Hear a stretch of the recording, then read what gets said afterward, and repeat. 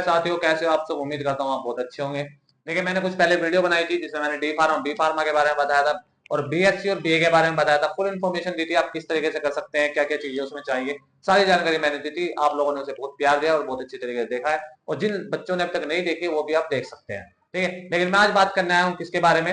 9th 10th के बारे में। ठीक है बेटा, कि आप किस तरीके से अपनी तैयारी करेंगे, क्या क्या आपका कोर्स हो सकता है, कैसा कोर्स होता है, क्या क्या सब्जेक्ट्स आ जाते हैं आपके। तो हम सब चीज आप डिटेल में पढ़ेंगे, डिटेल में बताएंगे आपको। ठीक है, जिससे कि आपकी सारी जो दिक्कत है, प्रॉब्लम है, वो सारी दूर हो जाए। देखिए बेटा, जो बच्चे अभी 8 से 9 में आए हैं, जिन्होंने 8 पास आउट की है, ठीक है, और जो 9th में आए हैं, ठीक है, और जो बच्चे 9th पास आउट करके 10th में आए हैं, आज हम दोनों के बारे में बात करने वाले हैं कि इन दोनों के बारे में क्या क्या सब्जेक्ट होते हैं, किस तरीके से इन्फॉर्मेशन है, सारी मैं आपको बताने वाला हूँ। तो बस आप वीडियो पे बने रहें। ठीक है, वीडियो को अच्छे तरीके देखें, चैनल को सब्सक्राइब कर लीजिए, क्योंकि आप सब्सक्राइब करते हैं, कमेंट करते हैं और लाइक करते हैं तो हमें भी हौसला बढ़ता है और हम भी आपके लिए नई नई चीजें लेके आते रहते हैं। तो देखिए, जब आप इन क्लासों को पास आउट करके आते हैं तो चीजें बदलती है, क्योंकि 8th क्लास तक बच्चे की पढ़ाई अलग रहती है, 9th में जाने के बाद अलग हो जाती है। और 10th सब बात करते हैं 10th के बारे में कि प्रेशराइज क्लास है, बहुत प्रेशर हो जाता है बच्चे के ऊपर, हो जाता है क्योंकि बोर्ड के एग्जाम होते हैं, बस इस वजह से। बाकी कोई प्रेशर नहीं लेना आपको किसी भी तरीके का।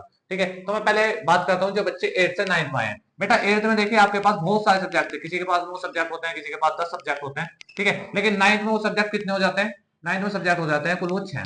ठीक है, 6 सब्जेक्ट आपके हो जाते हैं, जिसमें आपका हिंदी, इंग्लिश, मैथ, साइंस और एसएसटी यानी कि सामाजिक विज्ञान।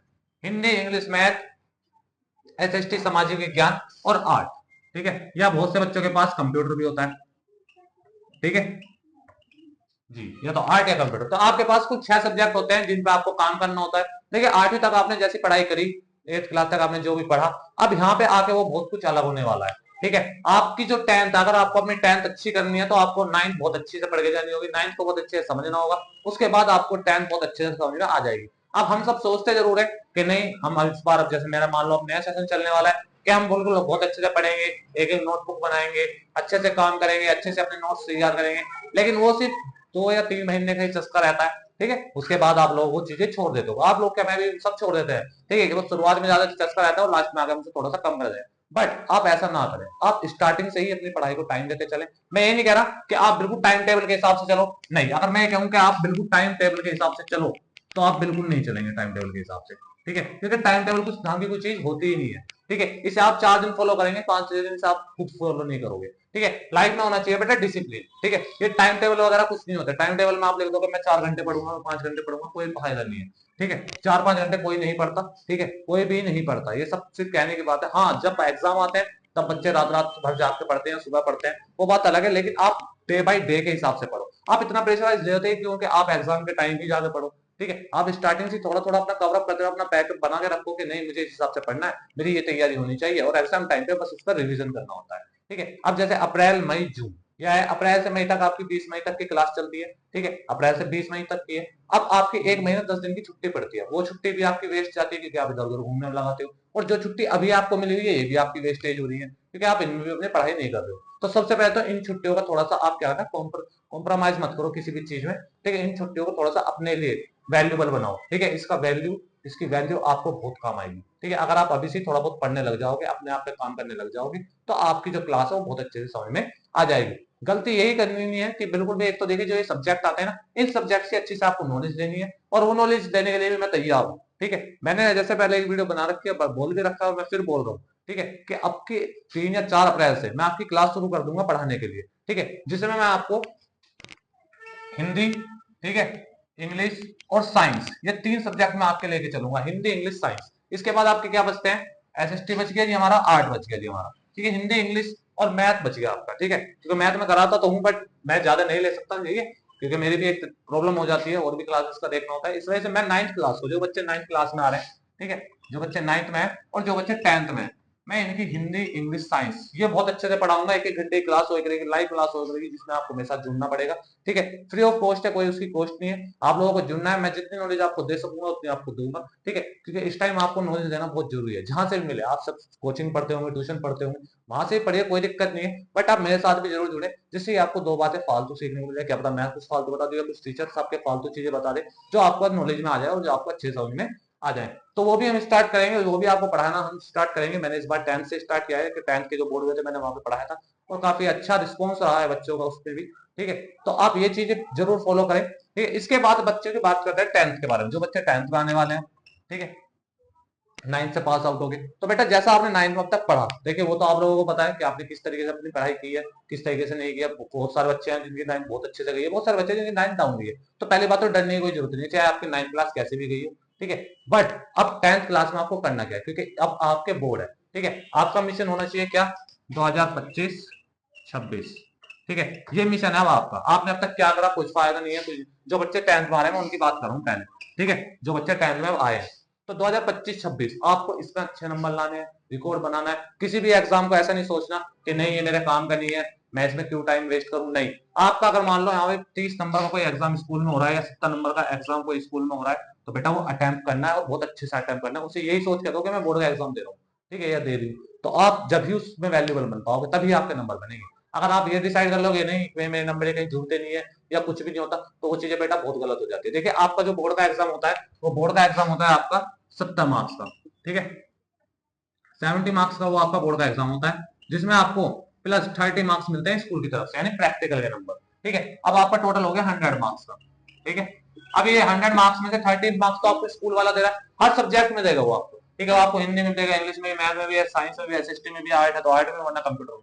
ये 30 मार्क्स तो आपको नंबर लाने इन 70 में से। अब इन 70 में से आप अपने कितने नंबर बना सकते हैं, वो आपके ऊपर बात है। ठीक है, तो वो भी मैं आपको बहुत तरीके से बहुत अच्छे से समझाऊंगा, उस बारे में बातचीत होगी।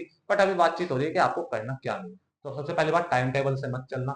आप 4 दिन टाइम टेबल से चलोगे, 5 दिन आप भूल जाओगे। बेटा सबसे लाइफ में जरूरी है डिसिप्लिन, आप डिसिप्लिन से पढ़ो। ठीक है, आप ये सोचो कि नहीं मुझे थोड़ा बहुत रोज पढ़ना है, थोड़ा बहुत भी पढ़ लो, कोई दिक्कत नहीं है, आपके पास बहुत टाइम, पूरी साल आपके पास है। ठीक है, ऐसा मत सोचना कि नहीं बहुत बहुत टाइम आपके पास, अभी आप बहुत अच्छे तैयारी कर सकते हो, स्टार्टिंग से अपना पढ़ाई करके चलनी है। ठीक है, बहुत सारे बच्चे सोचते हैं नहीं मैं तो बोर्ड के एग्जाम के पास पढ़ूंगा, और पढ़ते भी है।